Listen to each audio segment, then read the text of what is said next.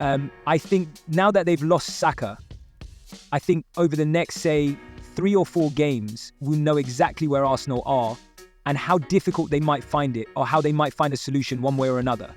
I still watch that game and I still don't feel Arsenal are anywhere near where they were last year. I don't watch them and think, wow, they're so well drilled, well organized, ideas all over the pitch and forward areas. I think they're finding life a little bit difficult at the moment. The play is definitely slower in the way that they're going at teams, and they're not as good as they were last year. Why is that then, Sue? I think you look at Arsenal at the moment and I'd say, well, defensively, they've got that real strong structure, haven't they? Which I think we spoke about last season as well, with Gabriel and Saliba and David Raya, and they're difficult to break down. I think sometimes we say going forward, we haven't seen the best of them at times, but then other times we've seen some brilliant play from them, some glimpses of real brilliance. I think missing Odegaard for that chunk of games certainly impacted them and impacted the way that they attack, because we say that he helps them both on and off the ball. The way that he links up with Saka on that side.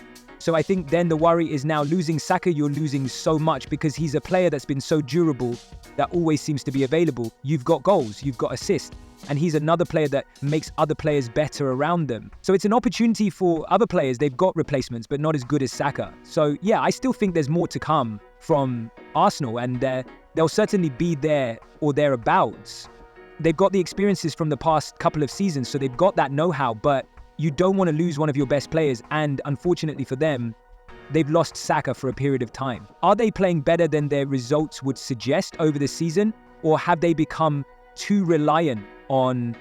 They've worked so hard on these set pieces that maybe they've forgotten the other part. Not forgotten, but I don't know what the right word is. The other parts of the game. Yeah, I'm trying to think back in my head now of games that I've watched Arsenal play where I've gone, oh wow, that was impressive. That was a top performance where you think, God, they were so difficult to stop when they went forward defensively. They were outstanding. You'll never get a complete game. Whereas I watched Liverpool against West Ham, I watched them in other games against Manchester City, and you watch them and you go, how do you stop them? Where I don't see that with Arsenal at the moment. I don't see that sort of feeling that when they go up against the team, they're going to blow them away. Liverpool have got that at the moment. And Arsenal had that last season, but don't quite seem to have it this season. I was just looking at the earlies because you're saying that they're nowhere near them. No, they're not. Liverpool have got this lead already. The earliest the title has been won is the April 14th, 5 games to spare. Manchester United 2001. Will it be that emphatic? Ask me in April. On April 15th. Do you know what? It's very difficult to say, isn't it? Because Liverpool, will they have a slump? Will they find things difficult? Will Arsenal pick up? Will they improve? That's the difficulty. We just don't know. It's so hard to predict.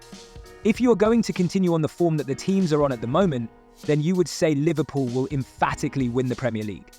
But it's so difficult to call. You mentioned Bukayo Saka out for a couple of months after undergoing that surgery on his hamstring. This would be a really interesting window for Arsenal. Do they make a statement of intent and think, we're not too far behind Liverpool?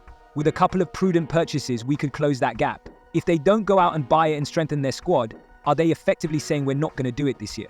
I suppose it's the options that are available in January. They're not going to want to overpay for a player, but with Saka now out injured, do you then go and bring somebody in to maybe strengthen there? You know, obviously, the big talking point has been, for however long do Arsenal need another number 9?